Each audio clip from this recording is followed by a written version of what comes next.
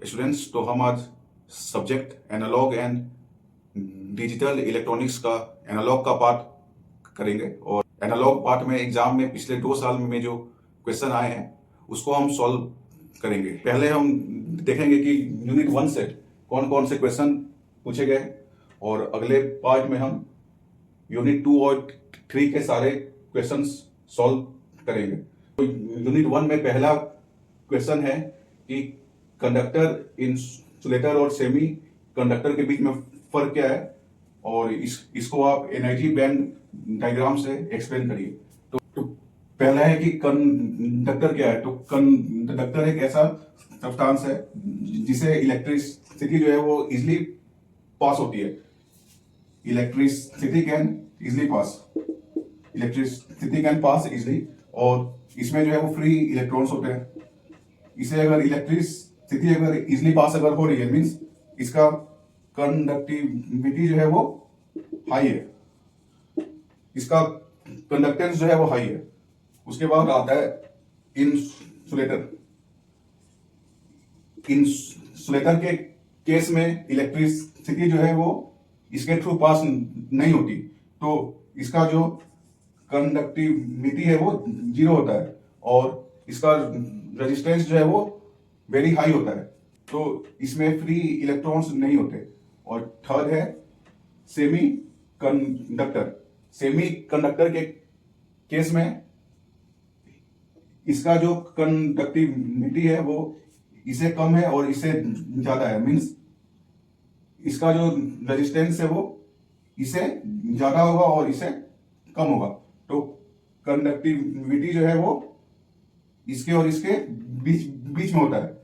इससे इलेक्ट्रिसिटी तो पास होगी, पर इसे कम और इसे ज्यादा। तो इसका एग्जाम्पल क्या क्या है? Copper, iron, means all metals are conductor. इसका एग्जाम्पल है पेपर, वुड, रबर, ऐसे। और सेमी कंडक्टर का एग्जाम्पल हो गया सिलिकॉन और जर्मेनियम। सिलिकॉन और जर्मेनियम, ठीक है। तो इसमें कह रहा है कि एनर्जी बैंड डायग्राम से आप इसको एक्सप्लेन करें। Energy band diagram means energy band diagram, तो ये एनर्जी बैंड क्या है? तो एनर्जी बैंड है कि जैसे जो एटम है, मान लो एटम, तो एटम में सेल्स होते हैं और सेल्स में इलेक्ट्रॉन होते हैं। तो जो सबसे बाहर वाला जो सेल है उसमें इलेक्ट्रॉन्स है। तो अगर ये एटम अकेला है तो हर इलेक्ट्रॉन का एनर्जी जो है वो एक ही होगा। पर यही अगर एटम्स अगर करोड़ों में है या लाखों में है, जैसे इस सब्सटेंस में एटम्स जो है वो करोड़ों में है, तो अब जब बहुत से एटम्स पास में आएंगे, जैसे इस सब्सटेंस में तो करोड़ों एटम्स हैं, तो जब ये एटम्स पास आएंगे तो इलेक्ट्रॉन्स की एनर्जी जो पहले एक थी अब चेंज होगी। अब जो वैलेंस सेल में इलेक्ट्रॉन है, जो सबसे बाहर वाले सेल में इलेक्ट्रॉन है, अब इन इलेक्ट्रॉन्स की एनर्जी एक नहीं है। तो एटम्स तो करोड़ों हैं, तो इलेक्ट्रॉन्स भी करोड़ों होंगे। तो इलेक्ट्रॉन्स जब बहुत ज्यादा हैं तो कुछ इलेक्ट्रॉन्स की एनर्जी जो है वो बढ़ गई और कुछ की कम हो गई। तो कुछ इलेक्ट्रॉन्स की एनर्जी बढ़ गई और कुछ की घट गई।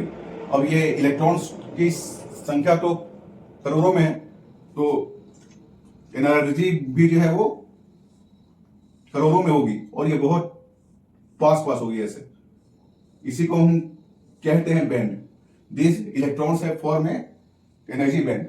तो इस बैंड का कुछ रेंज होता है, यानी इसी एनर्जी से इसी तक इलेक्ट्रॉन्स होंगे, इसके बाहर इलेक्ट्रॉन्स नहीं होते हैं। तो दो टाइप की बैंड होती हैं, एक होता है वैलेंस बैंड और एक होता है कंडक्शन बैंड। वैलेंस बैंड और कंडक्शन बैंड में फर्क क्या है? वैलेंस बैंड मीन्स जो इलेक्ट्रॉन्स बाहर वाली सेल में है, उन सब की कुछ एनर्जी है, तो ये सब इलेक्ट्रॉन्स जो है वो इसमें होते हैं। वैलेंस बैंड मतलब जो बाहर वाले सेल्स में इलेक्ट्रॉन्स है, तो ये सारे इलेक्ट्रॉन्स जो है वो इस एनर्जी बैंड में है। जो इलेक्ट्रॉन्स है वो इसमें पाए जाएंगे। जो इलेक्ट्रॉन्स हैं वो इसी एनर्जी रेंज में है। अब अगर हम इन इलेक्ट्रॉन्स को अगर एनर्जी अगर देंगे तो ये अपने बाहर वाले सेल्स को छोड़ के बाहर में आते हैं। तो ये बाहर जब आए तो ये इलेक्ट्रॉन सब फ्री हो गए। तो जब ये इलेक्ट्रॉन्स फ्री हो गए तो हम कहेंगे कि इलेक्ट्रॉन्स ने वैलेंस बैंड को छोड़ के वो कहां पे आ गया, वो आ गए कंडक्शन बैंड में। तो कंडक्शन बैंड मतलब इलेक्ट्रॉन्स फ्री है और वैलेंस बैंड मींस इलेक्ट्रॉन्स जो है वो बाहर वाली सेल्स में है। तो कंडक्टर के केस में ये बैंड जो है वो ओवरलैप होती है ऐसे। वैलेंस बैंड और कंडक्शन बैंड जो है वो ओवरलैप होती है। इंसुलेटर के केस में वैलेंस और कंडक्शन बैंड में बहुत ज्यादा गैप होता है और ये गैप जो है वो ग्रेटर देन 3 इलेक्ट्रॉन वोल्ट होता है। Electron volt is a unit of energy. तो ये हो गया वैलेंस बैंड, ये हो गया कंडक्शन बैंड। और सेमी कंडक्टर के केस में बैंड गैप तो होता है, इसको हम बैंड गैप कहते हैं, बैंड गैप ईजी। ये easy is greater than 3 electron volt. और सेमी कंडक्टर के केस में वैलेंस बैंड और कंडक्शन बैंड के बीच बैंड गैप तो होगा, पर ये गैप जो है वो 1 इलेक्ट्रॉन वोल्ट के आस पास में होता है। तो यहाँ पर हो गया वैलेंस बैंड, यहाँ हो गया कंडक्शन बैंड। तो वैलेंस बैंड में इलेक्ट्रॉन्स फ्री नहीं है और कंडक्शन बैंड में इलेक्ट्रॉन्स फ्री है। तो एग्जाम में आपको इतना लिख के आना, ये डायग्राम, ये डायग्राम और ये डायग्राम। और इसके साथ जो मैंने कहा था कि electricity can pass, it can't passes through insulator and it's, और सेमी कंडक्टर के केस में इसके बीच में होता है।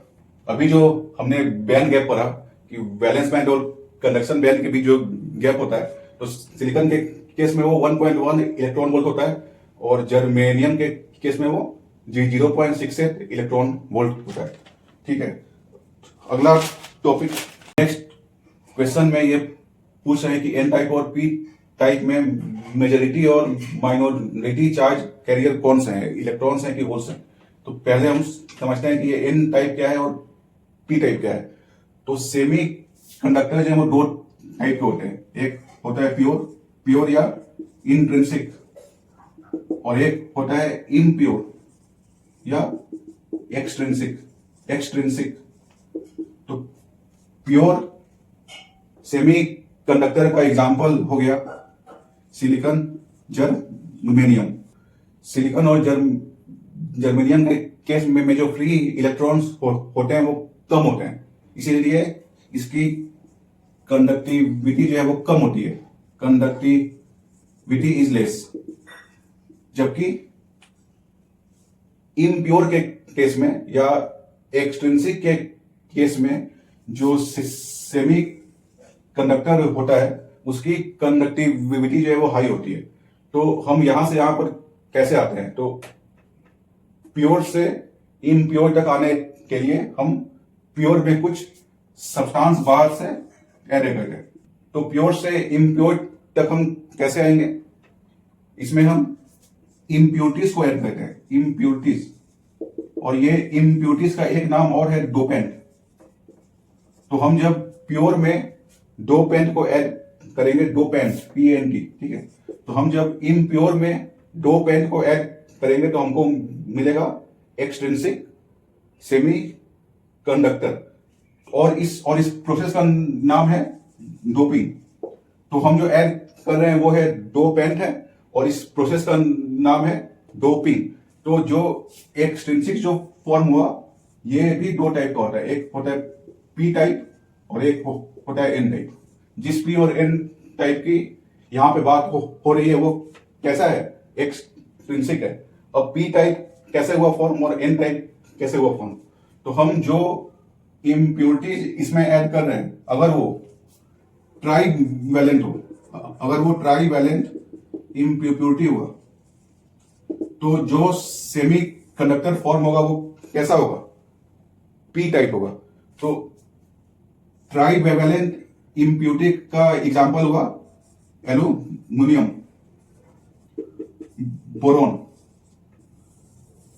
तो इन एलिमेंट्स के जो सबसे बाहर वाला सेल है उसमें 3 इलेक्ट्रॉन्स होते हैं, 3 इलेक्ट्रॉन्स, इसीलिए इनका नाम क्या है, ट्राईवैलेंट। ट्राई मीन्स 3, इसके बाहर वाले सेल में 3 इलेक्ट्रॉन्स हैं। तो जब आप इसको इसमें ऐड करोगे तो कैसा सेमी कंडक्टर फॉर्म होगा, पी टाइप। अब आप ट्राई वैलेंट के प्लेस पे अगर पेंटा वैलेंट इम्प्यूरिटीज अगर ऐड करोगे, पेंटा वैलेंट इम्प्यूरिटीज, तो अब आप अगर सिलिकॉन और जर्मेनियम में पेंटा वैलेंट इम्प्यूरिटी को ऐड करोगे तो जो सेमी कंडक्टर फॉर्म होगा वो होगा एन टाइप। तो पेंटा वैलेंट इम्प्यूरिटी मीन्स क्या हुआ, जिसके वैलेंस सेल में, जिस एटम के सबसे बाहर वाले सेल में 5 इलेक्ट्रॉन है। तो इसका एग्जांपल हो गया फॉस्फोरस या आर्सेनिक। तो इन एटम्स के बाहर वाली सेल में 5 इलेक्ट्रॉन है, और जब हम इसको इसमें ऐड करेंगे तो फॉर्म होगा एन टाइप। तो पी और एन का फॉर्मेशन आप समझ गए। अब समझते हैं कि ये majority and minority charge carriers क्या है। तो जैसा कि हमने देखा कि एन टाइप में आप बाहर से पेंटावैलेंट एटम को ऐड कर रहे हो। तो मान लो ये सिलिकॉन क्रिस्टल था, सिलिकॉन प्योर सेमी कंडक्टर था। तो इसका शेप कुछ ऐसा होता है, एक सिलिकॉन के बाहर वाली सेल में 4 इलेक्ट्रॉन होते हैं, और ये 4 इलेक्ट्रॉन जो है वो 4 सिलिकॉन एटम के साथ बॉन्ड फॉर्म कर रहे हैं ऐसे, ठीक है। हर बॉन्ड मीन्स 2 इलेक्ट्रॉन्स, एक इलेक्ट्रॉन इसने दिया, एक इलेक्ट्रॉन इसने दिया, और यहां पर इलेक्ट्रॉन्स का शेयरिंग हो रहा है, ठीक है। तो 4 इलेक्ट्रॉन्स थे, तो 4 बॉन्ड है यहां पर, ठीक है। इस प्योर सेमी कंडक्टर में हम अगर बाहर से फॉस्फोरस एटम अगर डाल रहे हैं, फॉस्फोरस या आर्सेनिक एटम, तो इसके बाहर वाले सेल में 5 इलेक्ट्रॉन है। तो 5 इलेक्ट्रॉन है, तो बॉन्ड फॉर्मेशन के लिए तो चाहिए 4 इलेक्ट्रॉन। मान लो कि एक एसआई एटम के प्लेस पे यहां पे फॉस्फोरस आ गया, तो ये बगल के 4 सिलिकॉन के साथ तो बॉन्ड फॉर्म कर लिया, पर एक इलेक्ट्रॉन जो है इसका बच गया, क्योंकि इसके बाहर वाली सेल में 5 इलेक्ट्रॉन थी, 5 में से 4 ने बॉन्ड फॉर्म किया, एक इलेक्ट्रॉन बच गया। तो ऐसे फॉस्फोरस एटम्स तो बहुत हैं, इसीलिए इस सेमी कंडक्टर में इसको ऐड करने के बाद बहुत सारे इलेक्ट्रॉन्स जो हैं वो फ्री हो जाते हैं। तो एन टाइप के केस में इलेक्ट्रॉन्स जो हैं वो बहुत ज्यादा हो गए, क्योंकि एक इलेक्ट्रॉन्स जो है वो फ्री हो गया है। तो फ्री हो गया, तो ये बाहर आ गया, तो ऐसे इलेक्ट्रॉन्स जो है वो बहुत हो गए। तो इलेक्ट्रॉन्स में चार्ज कैसा होता है, नेगेटिव चार्ज, मतलब एन होता है, इसीलिए इसका नाम क्या है, एन टाइप। तो एन टाइप में इलेक्ट्रॉन जो है बहुत ज्यादा है, इसीलिए जब आप बाहर से अगर कोई सप्लाई अगर इसको दोगे तो इलेक्ट्रॉन्स के कारण करंट जो है वो फ्लो होता है, और उसमें उस करंट का ज्यादा हिस्सा जो है वो इलेक्ट्रॉन्स के कारण होता है। इसीलिए मेजॉरिटी चार्ज कैरियर्स जो है इलेक्ट्रिक करंट के वो इलेक्ट्रॉन्स हैं। तो एन टाइप में मेजॉरिटी जो है वो इलेक्ट्रॉन्स का है, जो करंट फ्लो हो रहा है उसमें मेजॉरिटी जो है वो इलेक्ट्रॉन्स का है, और माइनॉरिटी मतलब जो कम संख्या में वो होल्स है। अब ये होल्स मीन्स क्या हुआ, मान लो कि सिलिकॉन और सिलिकॉन के बीच एक बॉन्ड था, मतलब एक इलेक्ट्रॉन था इसका, एक था इसका। अब ये इलेक्ट्रॉन अगर अपनी जगह को छोड़ के मान लो किसी भी कारण से बाहर आ गया, तो यहां पर एक वैकेंसी क्रिएट हो गया। तो इस वैकेंसी पे चार्ज कैसा होगा, प्लस का होगा। क्यों, क्योंकि पहले यहां पर इलेक्ट्रॉन था, तो इलेक्ट्रॉन पे कुछ चार्ज कैसा था, निगेटिव था। अब ये इलेक्ट्रॉन जब इस जगह को छोड़ के हट गया तो यहां पे चार्ज आ गया प्लस का। इसी वैकेंसी का नाम है होल्स। तो एन टाइप में होल्स जो है बहुत ही कम होते हैं, और इलेक्ट्रॉन्स जो है वो ज्यादा होते हैं। वहीं आप अगर पी टाइप में अगर देखो तो पी टाइप में सिलिकॉन का एटम है, तो सिलिकॉन का क्रिस्टल है मान लो, प्योर सेमीकंडक्टर का ये क्रिस्टल है मान लो। तो हमने इसमें बोरोन या आर्सेनिक को ऐड किया, तो बोरोन और आर्सेनिक को जब हमने इसमें ऐड किया तो इसके बाहर वाले सेल में 3 इलेक्ट्रॉन है, तो मान लो कि एक बोरोन एटम यहां पे आ गया। क्योंकि ये एक क्रिस्टल है तो सिलिकॉन जो है वो चारों ओर होंगे, तो बोरोन के बाहर वाले सेल में 3 इलेक्ट्रॉन है, तो ये 3 इलेक्ट्रॉन तो इसके साथ बॉन्ड फॉर्म कर लिए, एक इलेक्ट्रॉन इसका, एक इसका, एक इसका, एक इसका, पर एक बॉन्ड जो है वो टूट गया क्योंकि इसके पास बॉन्ड बनाने के लिए अब इलेक्ट्रॉन नहीं है। तो जब एक बॉन्ड टूट गया तो यहाँ पर तो इलेक्ट्रॉन है पर यहाँ पे होल हो गया क्योंकि यहाँ पे कोई इलेक्ट्रॉन नहीं है। तो ऐसे बोरोन एटम्स तो बहुत है, इसीलिए जो ये होल या वैकेंसी जो क्रिएट हुआ ये बहुत होते हैं। तो इस वैकेंसी का चार्ज कैसा होता है? प्लस का होता है, और इसी का नाम क्या है? होल्स है। तो पी टाइप के केस में हम अगर बाहर से अगर सप्लाई अगर देंगे तो इस सेमी कंडक्टर से जो करंट पास होगा उसमें होल्स के कारण करंट जो है वो ज्यादा होता है। इसीलिए पी टाइप के केस में मेजॉरिटी चार्ज कैरियर्स जो है वो होल्स है और माइनॉरिटी जो है वो इलेक्ट्रॉन्स है। अगला क्वेश्चन है कि पीएन जंक्शन डायोड क्या है, इसका वर्किंग, फॉरवर्ड बायस क्या है, रिवर्स बायस क्या है। तो पीएन जंक्शन डायोड क्या है? तो पहला कि यहाँ पे पीएन जंक्शन मतलब यहाँ पी और एन का एक जंक्शन है। तो आप अगर एक पी टाइप सेमी कंडक्टर अगर लो तो पी टाइप में हमने पढ़ा था कि होल्स जो है वो मेजॉरिटी में होते हैं। तो होल्स अगर मेजॉरिटी में है मतलब ये पी टाइप है, ठीक है। तो पी टाइप में तो होल्स है, और एन टाइप में इलेक्ट्रॉन्स जो है वो मेजॉरिटी में है और होल्स जो है वो माइनॉरिटी में है। तो इलेक्ट्रॉन्स जो है इसमें ज्यादा होते हैं और होल्स जो है इसमें कम होते हैं। इसमें इलेक्ट्रॉन्स जो है वो कम होते हैं, ठीक है। तो आप अगर पी और एन को अगर जोड़ अगर हो तो हमने अगर पी और एन को मिला दिया तो फॉर्म हुआ पीएन जंक्शन। एक साइड पी है और एक साइड एन है, इस साइड होल्स ज्यादा है। पी मीन्स पॉजिटिव, होल्स का चार्ज कैसा है? प्लस का है। तो इस साइड होल्स ज्यादा है और इस साइड इलेक्ट्रॉन्स ज्यादा है।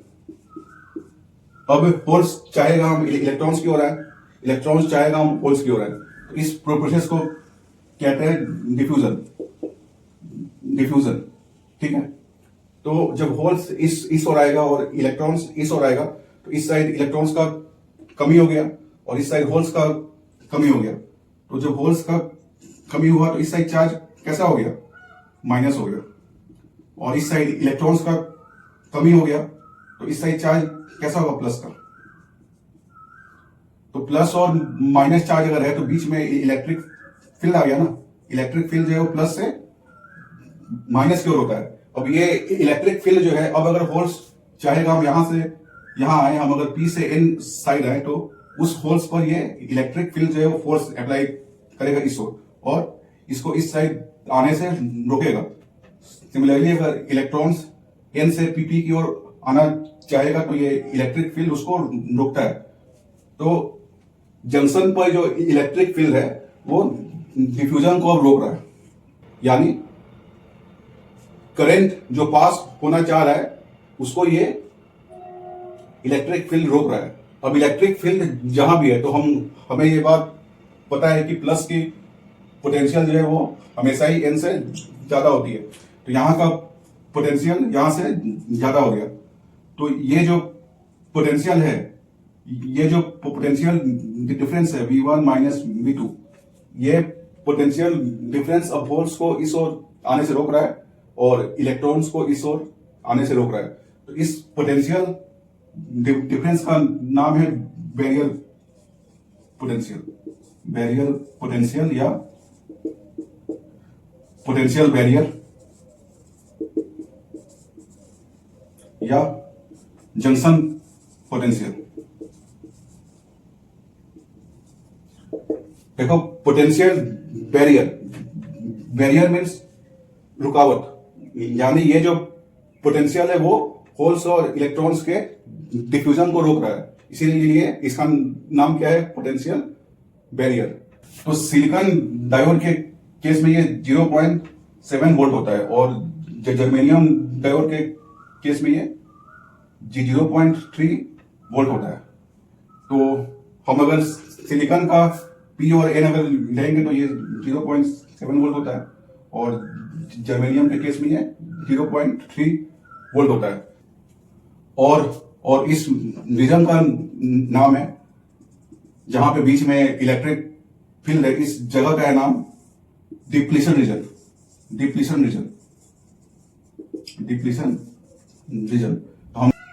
तो हमने समझा पोटेंशियल बैरियर क्या है। एन साइड की पोटेंशियल जो है वो पी से ज्यादा होती है, और इसको हम ऐसे दिखाते हैं। देखो ये हो गया ऐसे, ये है पी साइड और ये है एन साइड, और बीच में ये पोटेंशियल डिफरेंस वी नॉट का है। ये वी नॉट जो है वो पोटेंशियल बैरियर है, और ये सिलिकॉन के केस में 0.7 वोल्ट का है, और जर्मेनियम के केस में 0.3 वोल्ट का होता है। तो अब अगर होल्स को यहां से यहां अगर आना है तो उसको इस पोटेंशियल बैरियर को पार हुआ करना, और अगर इलेक्ट्रॉन्स को यहां से यहां आना है तो उसको इस बैरियर को पार करना होगा। अब पीएन जंक्शन समझने के बाद, अगर आप इस पीएन जंक्शन को सप्लाई से कनेक्ट करते हो ऐसे, ये पी साइड है और ये एन साइड है, तो बनता है डायोड।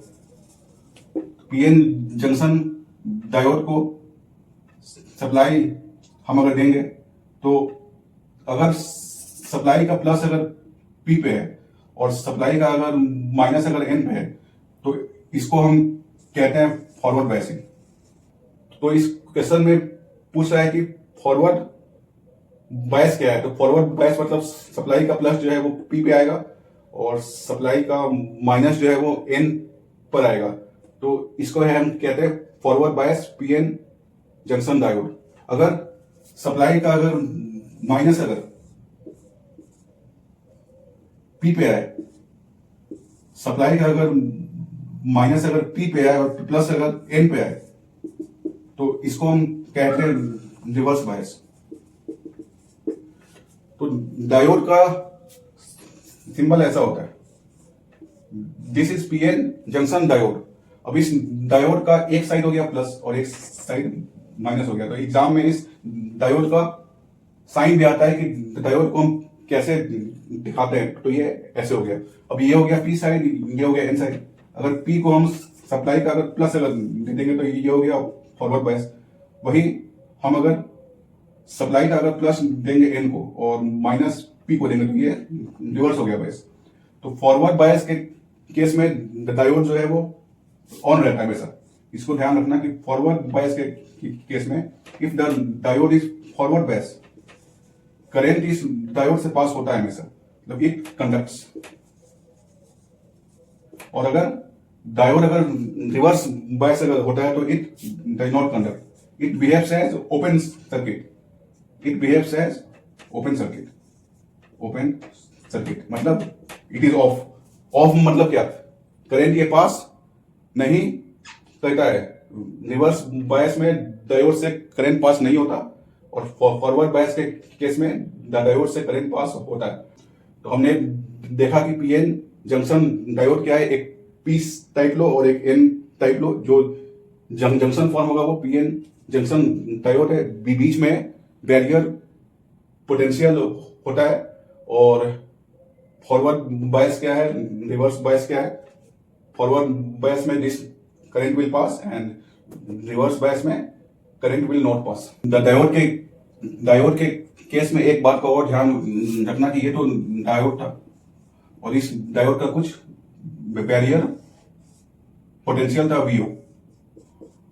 अब हम अगर इस डायोड को फॉरवर्ड अगर बायस करेंगे तो ये बैरियर पोटेंशियल जब वो कम हो जाता है, यानी ये घट जाता है। तो ये अगर पोटेंशियल अगर घट गया तो अब ज्यादा होल्स जो है वो जंक्शन को पार करके एन की ओर आएंगे, और इलेक्ट्रॉन्स जो है वो पी की ओर आएंगे। तो करंट जो है वो ज्यादा पास होता है।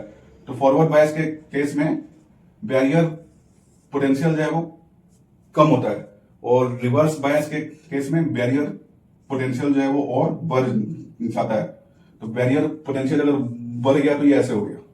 तो अब ये हाइट और बढ़ गया, तो अब होल्स और इलेक्ट्रॉन्स में डिफ्यूजन जो है वो कम होता है और करंट जो है अब इसे पास नहीं होता और this diode behaves as off. एक बात और ध्यान रखो कि फॉरवर्ड बायस के केस में मान लो ये पीएन जंक्शन है, तो फॉरवर्ड बायस के केस में इस रीजन का नाम क्या था? डिप्लीशन रीजन, डिप्लीशन रीजन, और इसका जो विड्थ है उसका नाम है डिप्लीशन विड्थ। तो फॉरवर्ड बायस के केस में ये जो विड्थ है वो कम हो जाता है और रिवर्स बायस के केस में ये विड्थ जो है वो बढ़ जाता है। तो फॉरवर्ड बायस के केस में ये विड्थ जो है वो कम हो गया और रिवर्स बायस के केस में ये विड्थ जो है वो बढ़ जाता। तो फॉरवर्ड बायस में क्या क्या हुआ? एक तो ये विड्थ हो गया कम, सेकंड की पोटेंशियल बैरियर जो था वो कम हो गया, थर्ड की डिफ्यूजन करंट जो है वो बढ़ गया।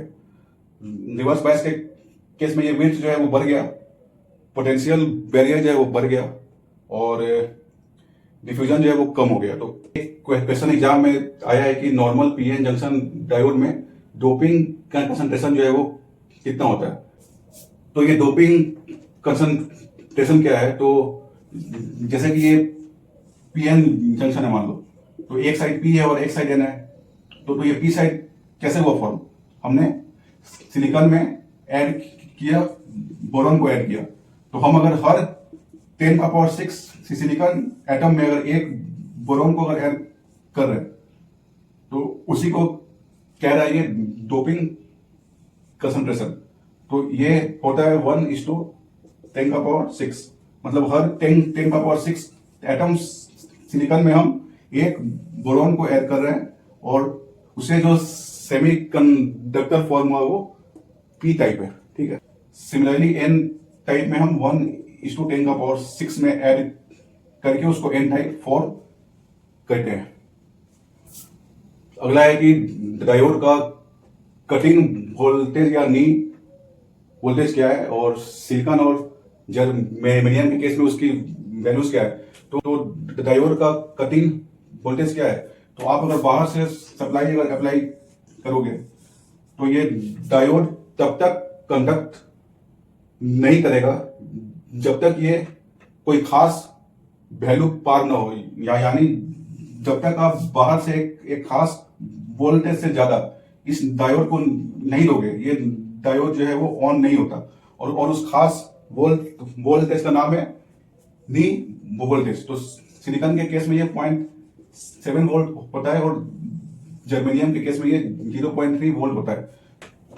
तो ये नी वोल्टेज कहां से आ रहा है? तो मैंने कहा था कि जंक्शन पे पोटेंशियल बैरियर होता है, जंक्शन पर पोटेंशियल बैरियर होता है और सिलिकॉन के केस में ये 0.7 वोल्ट का होता है और जर्मेनियम के केस में 0.3 वोल्ट का होता है। जब तक कोई बाहर से सोर्स इस वोल्टेज को पार नहीं करता तब तक डायोड में कोई करंट पास नहीं होता। इसी वोल्टेज का नाम है नी वोल्टेज चाहे कटिंग वोल्टेज।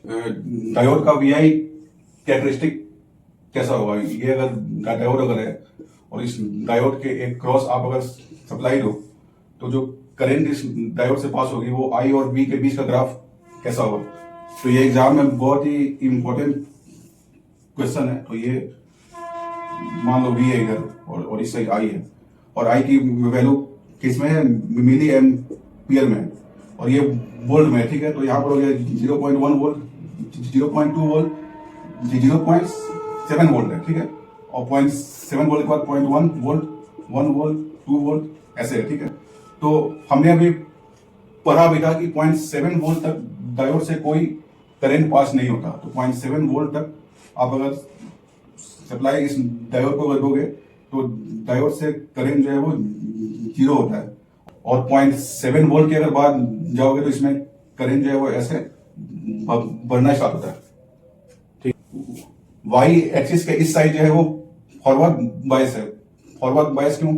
क्योंकि सप्लाई की प्लस जो है वो पी को गई और माइनस जो है वो एन को गई। वी का साइन कैसा यहाँ पर प्लस है, प्लस मतलब फॉरवर्ड बायस। तो यहाँ पर करंट की वैल्यू लिखो 10 milliampere, 40 milliampere, 80 milliampere.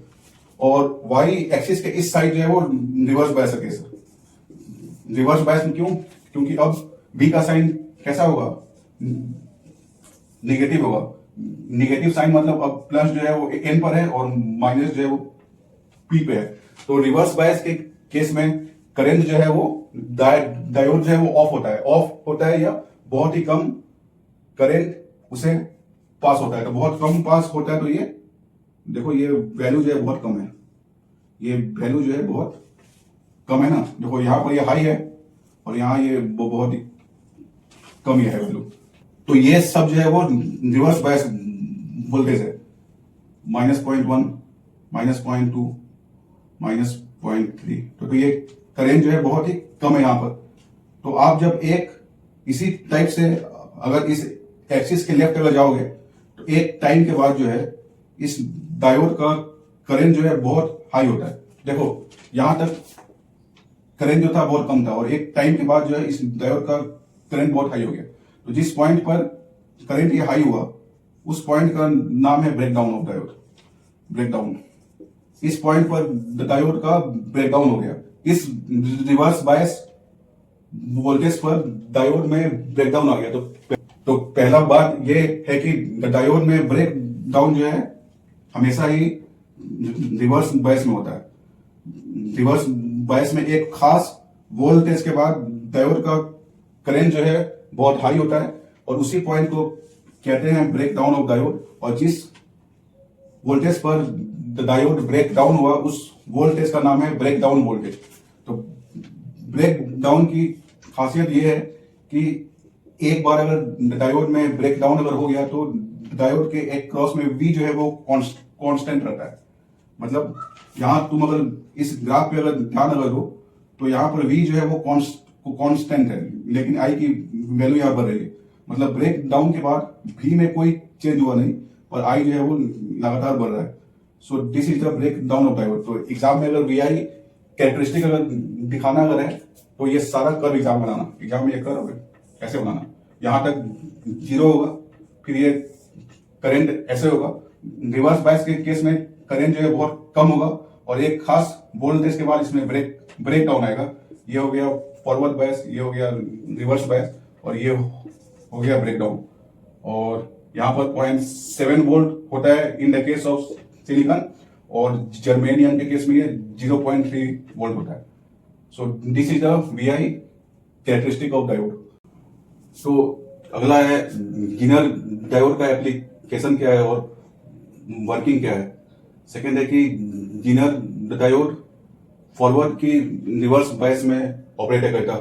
और थर्ड है कि जीनर ब्रेकडाउन और एवलॉन्च ब्रेकडाउन में फर्क क्या है। जीनर डायोड एक ऐसा डायोड है जो works in reverse bias. It is designed to work in reverse bias. अब जीनर डायोड में होता है क्या, मान लो ये जीनर डायोड है, मान लो कि ये जीनर डायोड है और इस डायोड को हमने रिवर्स बायस कर दिया। रिवर्स बायस दिया तो ये कुछ ऐसा होगा। अब जीनर डायोड में होता है क्या कि एक खास रिवर्स बायस वोल्टेज पर इस डायोड में ब्रेकडाउन होता है। अब इस डायोड में ब्रेकडाउन जब हो गया तो अब इस डायोड के एक क्रॉस भी जो है वो कांस्टेंट रहता। तो जीनर डायोड एक ऐसा डायोड है जिसके जो कि ब्रेकडाउन में काम करता है और ब्रेकडाउन के बाद उसके एक क्रॉस जो है वो वोल्टेज जो है वो कांस्टेंट रहता है। तो अब एग्जाम में जीनर डायोड के बारे में लिखकर उसका VI कैरेक्टरिस्टिक ड्रॉ करके कि इट वर्क्स इन रिवर्स बायस, आप ये डायग्राम एग्जाम में बनाना कि ये जो है वो कौन सा डायोड है, जीनर डायोड, और इसके एक क्रॉस में लोड है RL। तो इसका काम है वोल्टेज को रेगुलेट करना। देखो ये रिवर्स बायस में सप्लाई का प्लस जो है वो यहाँ पे आ रहा है और सप्लाई का माइनस जो है वो यहाँ पे आ रहा है। और तो ये डायोड जब एक खास वोल्टेज के बाद ब्रेक डाउन में हो गया, तो अब इसके एक क्रॉस में भी जो है अब कांस्टेंट हो गया, मतलब तो ये अब चेंज भी हो गया, तो इसके एक क्रॉस में वी जो है वो चेंज नहीं होगा, और वी अगर चेंज नहीं अगर होगा तो इस लोड के एक क्रॉस में कोई वोल्टेज में चेंज नहीं होगा। तो ये है काम जेनर डायोड का, it acts as voltage regulator. Second है कि ये ओवर वोल्टेज से प्रोटेक्शन नहीं करता। अब मान लो कि ये वी जो है वो एकदम से बढ़ गया, तो एकदम से अगर बढ़ गया तो इस लोड के एक क्रॉस जो है वो वी चेंज नहीं होगा, और वी अगर चेंज नहीं होगा तो इस डिवाइस में कोई डैमेज नहीं होगा।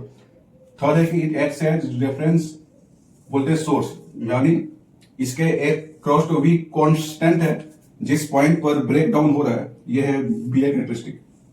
जिस पॉइंट पर ब्रेक डाउन हो रहा है, इस वोल्टेज को हम कह रहे हैं रेफरेंस वोल्टेज, यानी अब लोड के एक क्रॉस में ये वी जो है अब कांस्टेंट है। So this is the application of this zener diode. तो थर्ड क्वेश्चन है कि जेनर ब्रेकडाउन क्या है और एवलांच ब्रेकडाउन क्या है। तो जेनर डायोड में जो ब्रेक डाउन होता है, जिस मैकेनिज्म से होता है, उस मैकेनिज्म का नाम, उस प्रोसेस का नाम है जेनर ब्रेकडाउन। और एवलांच डायोड में जो ब्रेकडाउन जिस मैकेनिज्म से होता है, उस मैकेनिज्म का नाम है एवलांच ब्रेकडाउन। तो अब हम मैकेनिज्म पढ़ेंगे कि जेनर ब्रेकडाउन क्या है और एवलांच ब्रेकडाउन क्या है। पहला बात कि दोनों ही ब्रेकडाउन है। तो ब्रेकडाउन है मतलब दोनों ही जो है वो रिवर्स बायस में होता है। फॉरवर्ड बायस में कभी भी ब्रेक डाउन नहीं होता।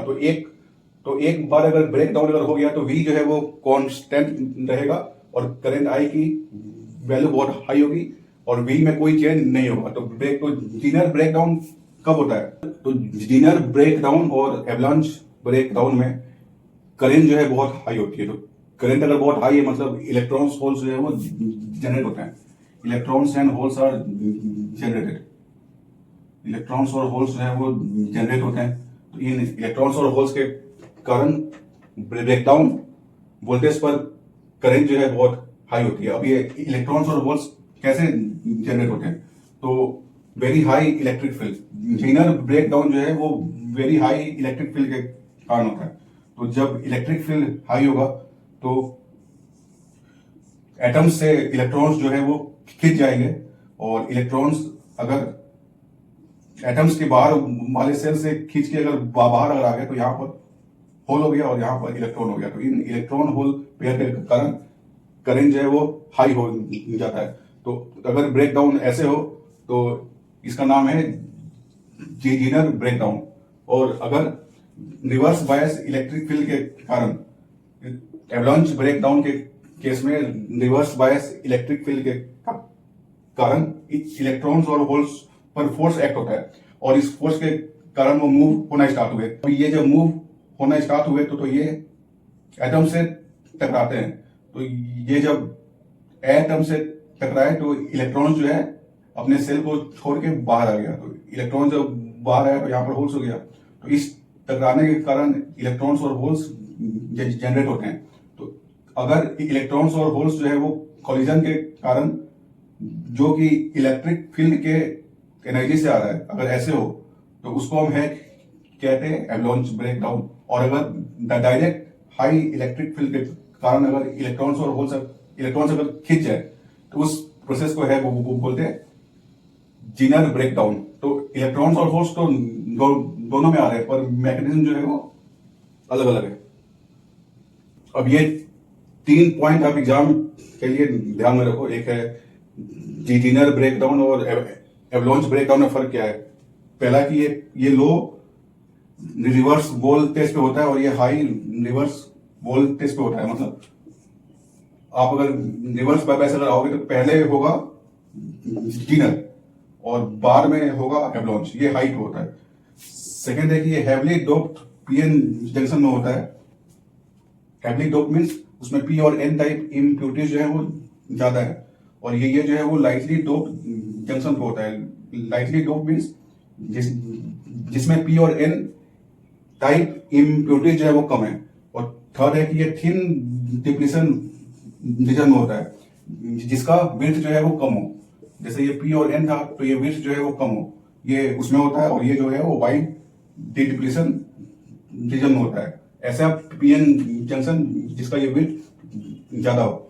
और छोटा पॉइंट लिख सकते हो कि इन डिजीनर ब्रेक डाउन इलेक्ट्रिक फील्ड जो है वो इलेक्ट्रॉन्स को एटम से खींच लेता है, और इलेक्ट्रॉन्स और होल जनरेट होते हैं, और इसके कारण करंट जो है वो हाई होता है, और इस ब्रेक डाउन का नाम है डिजीनर ब्रेक डाउन।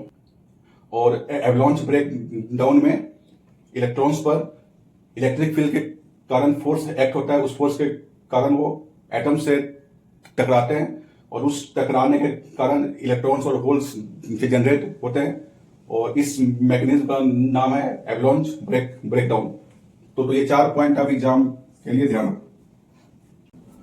तो इस क्वेश्चन में पूछ रहे हैं कि हाफ वेव रेक्टिफायर क्या है, उसकी रिपल फैक्टर कैसे आएगी, और उसकी रेक्टिफिकेशन एफिशिएंसी जो है वो 40.6 होता है, उसका रिपल फैक्टर जो है वो 1.21 होता है, और उसकी पीआईवी जो है वो बीएम होती है। पीआईवी का फुल फॉर्म एग्जाम में आएगा, पी इनवर्स वोल्टेज होता है। तो इसे आप ध्यान रखना। तो पहला बात कि ये रेक्टिफायर क्या है, तो rectifier is a device which converts AC into pulsating DC.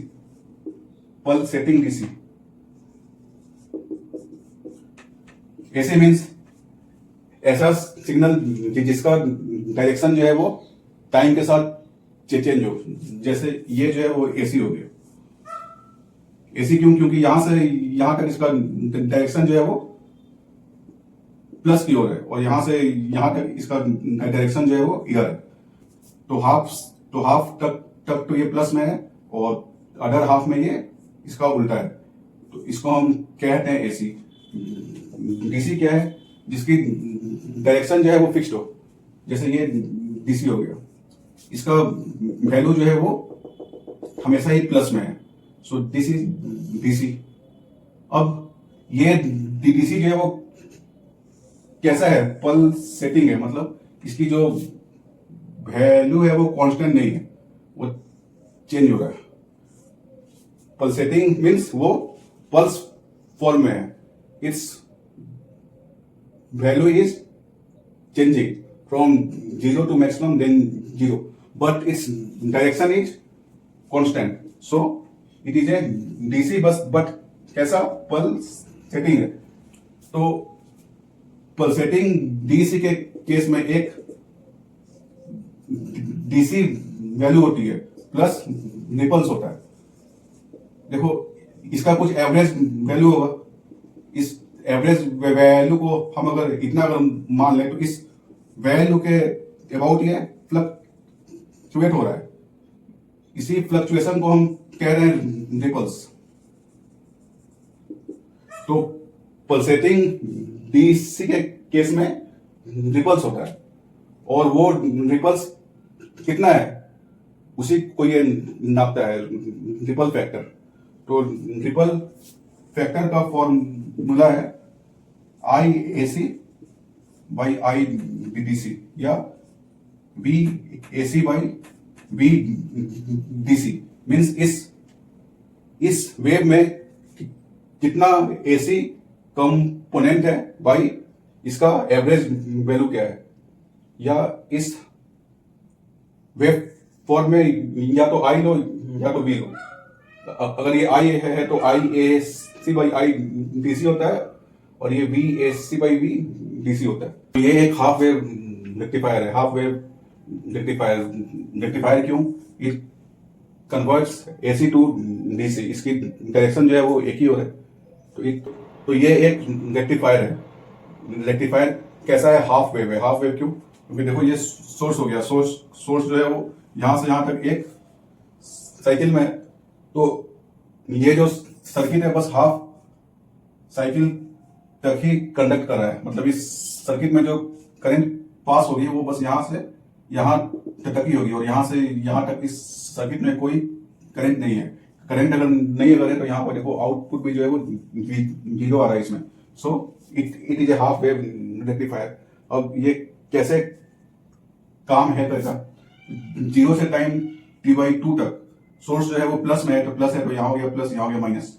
तो डायोड के पी साइड पे आ रहा है प्लस और एन पे आ रहा है माइनस। तो ये डायोड जो है वो ऑन हो गया, ऑन मतलब ये शॉर्ट हो गया, शॉर्ट हो गया तो यहाँ जो सोर्स है वो यहाँ पे आएगा, और इसीलिए टाइम 0 से t/2 तक जो ये सोर्स है वही यहाँ पे आउटपुट आएगा। तो ये सेम जो है वो सेम होगा। t/2 से t तक सोर्स का डायरेक्शन जो है वो उल्टा हो गया, तो मतलब ये हो गया प्लस, ये हो गया माइनस। अब ये डायोड जो है वो रिवर्स बायस हो गया। रिवर्स बायस मतलब डायोड ऑफ हो गया। ऑफ अगर हो गया तो इट विल नॉट कंडक्ट, तो इस सर्किट से अब कोई करंट पास होगा नहीं। तो यहाँ आउटपुट है अब 0 आ गया, देखो यहाँ पर 0 आ रहा है। तो it is a rectifier, it converts AC to DC। अब इस हाफ वेव में दो क्वेश्चन एग्जाम में आते हैं। एक आता है रिपल फैक्टर निकालने के लिए, और एक है आता निकालने रेक्टिफिकेशन एफिशिएंसी। इस सर्किट की एफिशिएंसी क्या है, और इसका वैल्यू आता है 40.6%। तो ये रिपल फैक्टर मीन्स क्या हुआ कि इस डीसी में ये जो आउटपुट में पल्सेटिंग डीसी जो आ रहा है, इसका अगर डीसी अगर वैल्यू अगर लें कुछ अगर होगा तो इस डीसी वैल्यू के अबाउट ये फ्लक्चुएट हो रहा है ऐसे। तो ये फ्लक्चुएशन का जो मेजरमेंट है उसको हम ये कहते हैं ripple factor.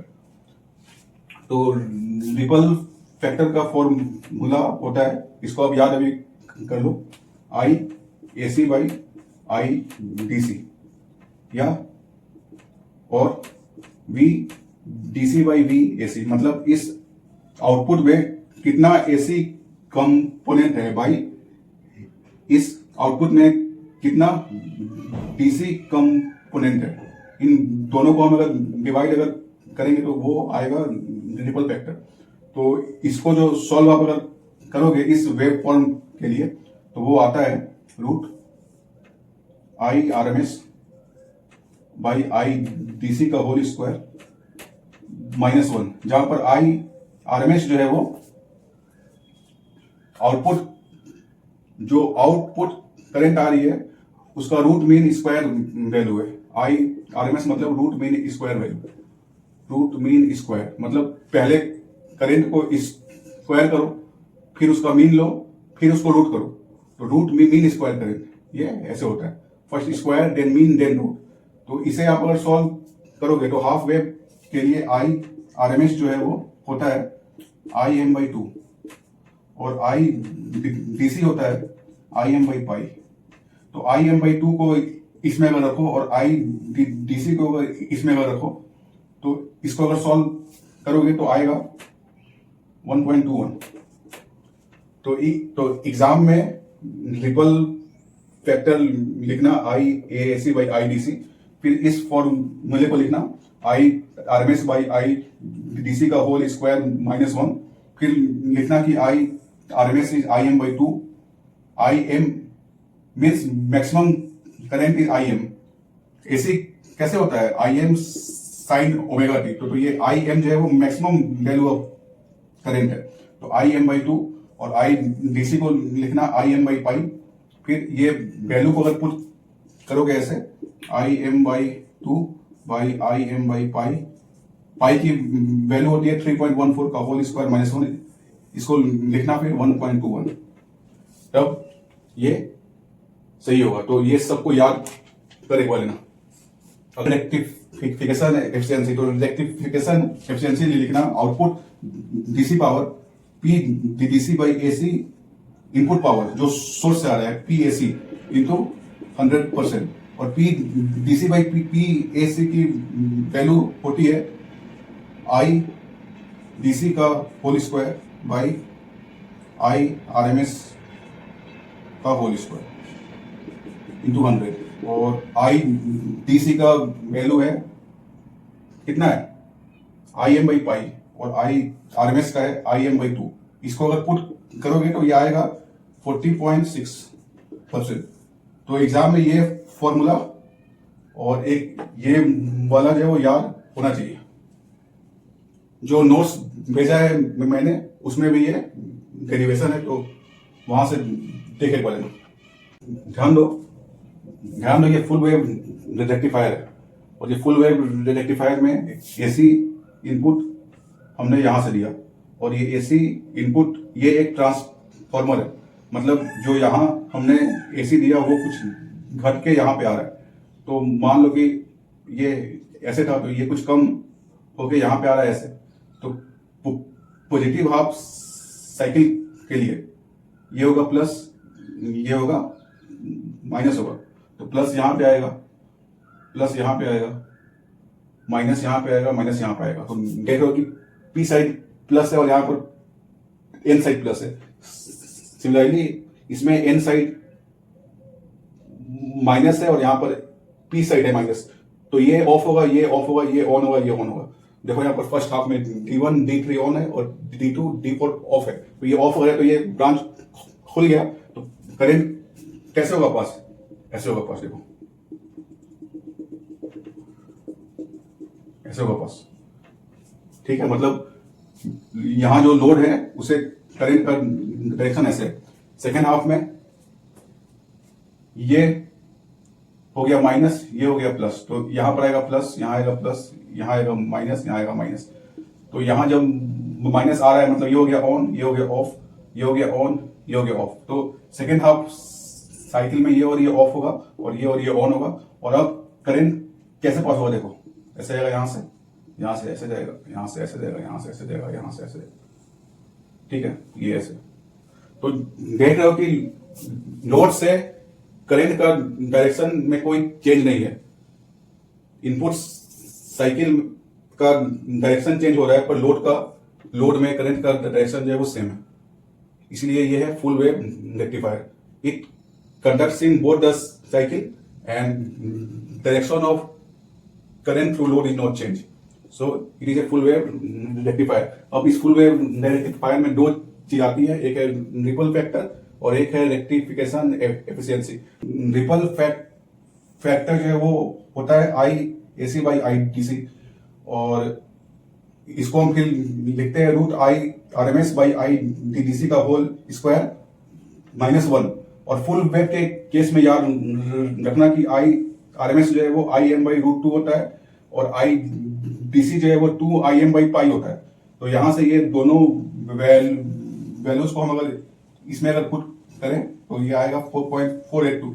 So this is the ripple factor in the case of full wave rectifier. Last question जो यूनिट 1 से आता है वो है रेक्टिफिकेशन एफिशिएंसी, और उसकी वैल्यू जो हमने हाफ वेव के केस में पढ़ा था, DC output power by AC input power into 100 होता है, और P DC by P AC को हमने लिखा था वी डीसी का होल स्क्वायर या आई डीसी का whole square by V RMS का होल स्क्वायर। और वी डीसी की वैल्यू है वीएम 2 वीएम बाई पाई और वी आरएमएस की है वीएम बाई रूट 2।